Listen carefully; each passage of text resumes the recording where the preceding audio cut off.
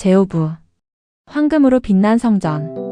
오빌의 금과 솔로몬 왕국의 부. 프롤로그. 세상에서 가장 찬란했던 성전. 기원전 10세기. 예루살렘 저루설럼의 언덕 위에 완성된 솔로몬 성전. SOLOMONS 템펄은 단순히 거대한 건물이 아니었습니다. 당시 사람들에게 성전은 하나님의 임재를 상징하는 장소였으며 동시에 이스라엘 왕국의 번영과 국제적 위상을 보여주는 국가적 상징이었습니다. 열왕기상 퍼스트 북 어브 킹즈 최종 편집 시기 약 BC 6세기경은 성전 내부를 묘사하면서 반복적으로 한 단어를 사용합니다. 바로 금골드입니다. 성소의 벽과 천장, 제단과 등잔대, 진설병상과 향단에 이르기까지 성전 내부는 금으로 입혀졌다고 기록됩니다. 오늘날에도 사람들은 한 가지 의문을 품습니다. 이처럼 엄청난 양의 금은 과연 어디에서 왔을까요? 1. 금은 왜 신성함의 상징이 되었는가? 고대 근동에서 금은 단순히 값비싼 금속이 아니었습니다. 금은 시간이 지나도 녹슬지 않고 변색되지 않는 특성을 지녔습니다. 이러한 성질 때문에 고대인들은 금을 영원성과 순수함의 상징으로 여겼습니다. 이집트에서는 금을 태양신 라라의 살이라고 표현하기도 했으며 왕들의 무덤과 신전에는 대량의 금이 사용되었습니다. 메소포타미아 메소포테이미어의 신전 역시 금과 은으로 장식되었지만 솔로몬 성전은 특히 내부 공간 전체를 금으로 덮었다는 점에서 매우 독특한 인상을 남겼습니다. 이는 하나님의 거룩함과 왕의 권위를 시각적으로 표현하려는 의도가 담긴 것으로 이해됩니다. 2. 오비로FIR은 어디였는가? 성경은 솔로몬 시대의 금이 오비로FIR, OPHIR이라는 지역에서 들어왔다고 여러 차례 기록합니다. 그러나 오빌의 정확한 위치는 오늘날까지도 밝혀지지 않았습니다. 학계에서는 여러 가설이 제시되고 있습니다. 첫 번째는 아라비아 남부, 오늘날의 예멘 일대라는 견해입니다. 두 번째는 동아프리카 해안, 특히 소말리아 서말리어나 에리트리어 부근이라는 견해입니다. 세 번째는 인도인디어 서부 해안까지 포함하는 장거리 무역설입니다. 현재까지 어느 가설도 결정적인 고고학적 증거를 확보하지 못했기 때문에 오빌의 위치는 여전히 미해결 문제로 남아 있습니다. 하지만 한 가지는 분명합니다. 오빌이라는 이름은 당시 사람들이 가장 순도 높은 금을 떠올릴 때 사용하는 상징적인 지명이 되었습니다. 3. 솔로몬의 해상 무역. 열왕기상은 솔로몬이 히람 1세 아이럼 아이 어브 타이 제위 약 BC 96만 9936년경과 협력하여 대규모 해상 무역을 운영했다고 기록합니다. 당시 이스라엘은 지중해 항해 경험이 많지 않았습니다. 반면 페니키아 아인퍼니션즈는 고대 세계 최고의 항해수를 보유하고 있었습니다.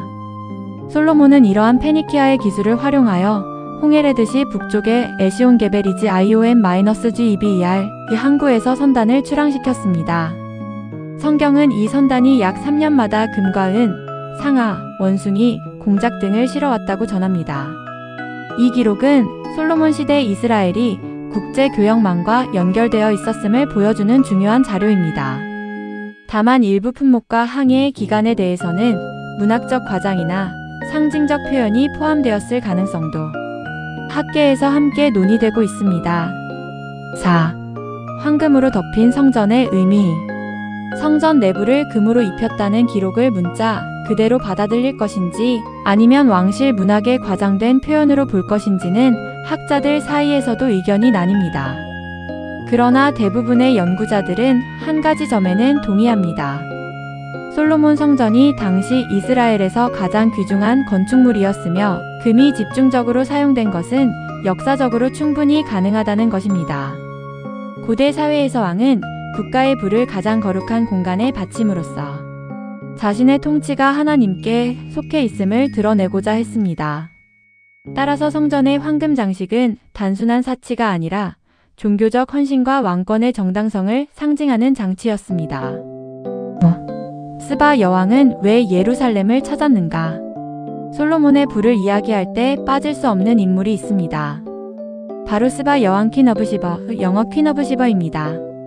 열왕기상 퍼스트 북 어브 킹즈 최종 편집 시기 약 BC 6세기경 추정 제10장과 역대하 세컨드북 어브 크라니컬즈 최종 편집 시기 약 BC 54세기경 추정 제9장은 스바 여왕이 솔로몬의 명성을 듣고 예루살렘을 방문했다고 기록합니다. 성경은 그녀가 어려운 질문으로 솔로몬의 지혜를 시험했고 그 답변에 깊은 감탄을 표했다고 전합니다. 그러나 역사학자들은 이 만남을 단순한 지혜의 대결로만 보지 않습니다. 당시 남아라비아 서던 어레이비어의 사바 왕국 킹덤 어브 사바은 유향 프랭컨센스가 몰약머, 향신료, 귀금속 무역으로 막대한 부를 축적하고 있었습니다. 많은 연구자들은 스바 여왕의 방문이 외교사절단의 성격을 띄었을 가능성이 크다고 봅니다. 즉 예루살렘 방문은 국제교역로를 확보하고 새로운 외교 관계를 구축하기 위한 정치 경제적 목적도 함께 가지고 있었을 것이라는 해석입니다. 6. 향료는 금보다 귀한 무역품이었다. 성경은 스바 여왕이 금뿐 아니라 엄청난 양의 향료를 솔로몬에게 선물했다고 기록합니다. 오늘날 향료는 비교적 흔한 상품처럼 느껴질 수 있습니다. 그러나 고대 세계에서 유향과 몰약은 매우 귀한 사치품이었습니다. 유향은 유향나무 BOSWELLIA 세크러의 수액을 굳혀 얻었으며 제사와 종교의식에서 향을 피우는 데 사용되었습니다. 몰약은 몰약나무 COMMIPHORA MIRRHA에서 채취한 수지로 향료와 의약품, 시신 방부 처리 등에 사용되었습니다. 이러한 향료는 아라비아 남부에서 생산되어 낙타 대상 캐러밴을 통해 북쪽으로 운반되었고 예루살렘은 이 국제 무역망의 중요한 연결 지점 가운데 하나였습니다. 따라서 솔로몬 시대의 부는 금만으로 이루어진 것이 아니라 향료와 희귀 자원의 교역을 통해 형성된 복합적인 경제력 위에 세워졌다고 이해할 수 있습니다. 7. 솔로몬의 재정은 얼마나 거대했는가? 열왕기상은 솔로몬이 한 해에 666달란트 탤런트의 금을 거두었다고 기록합니다. 달란트는 고대 근동에서 사용된 무게 단위입니다. 학자들은 한 달란트를 약 3435kg 정도로 추정합니다. 이를 단순 계산하면 666달란트는 23톤이 넘는 금에 해당합니다. 그러나 이 수치를 그대로 역사적 통계로 받아들이는 데에는 신중해야 합니다. 성서학자들은 이 숫자가 실제 세입을 반영했을 가능성과 함께 솔로몬의 부와 영화를 상징적으로 강조하기 위한 문학적 표현일 가능성도 함께 검토합니다. 고대 왕실 문헌은 군주의 권위와 국가의 번영을 강조하기 위해 상징적 수치를 사용하는 경우가 적지 않았기 때문입니다. 8. 고고학은 솔로몬의 부를 어떻게 평가하는가? 20세기 이후 성서 고고학은 솔로몬 시대의 경제 규모를 둘러싸고 활발한 논쟁을 이어왔습니다. 일부 학자들은 솔로몬이 강력한 중앙집권 국가를 운영하며 국제 무역을 통해 상당한 부를 축적했다고 평가합니다. 반면 이스라엘 핑켈스타인 이즈리얼 핑컬스틴 1949을 비롯한 일부 연구자들은 성경 기록이 후대에 이상화되었을 가능성을 제기하며 기원전 10세기 예루살렘은 비교적 작은 도시였다고 주장합니다. 반대로 케네스 키친케니스 A.